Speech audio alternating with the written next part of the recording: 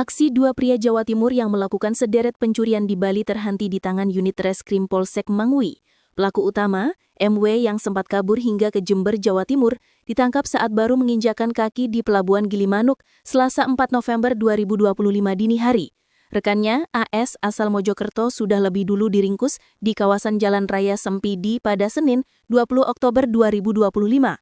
Penangkapan keduanya berawal dari laporan pencurian dengan pemberatan di proyek pembangunan Ruko Banjar Pekandalan, Desa Sanding, Kecamatan Mengwi, Badung, pada 27 September 2025.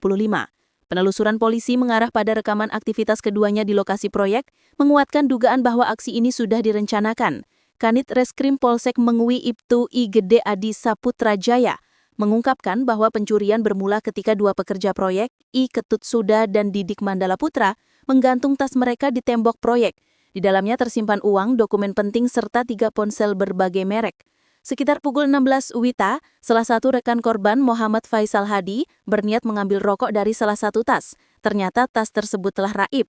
Korban pun melapor ke polisi dengan nilai kerugian sekitar 5 juta rupiah.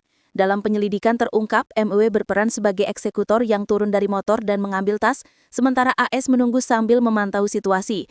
Usai beraksi, keduanya kabur menuju Denpasar dan langsung membagi hasil curian. Dokumen-dokumen penting korban dibuang begitu saja di kawasan Padang Sambian. Saat diperiksa, MW mengakui bahwa aksi serupa sudah beberapa kali ia lakukan di berbagai wilayah di Bali.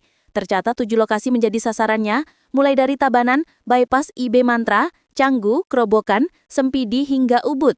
Modusnya sama, memanfaatkan kelengahan para pekerja atau proyek bangunan yang minim pengawasan. Sasarannya HP.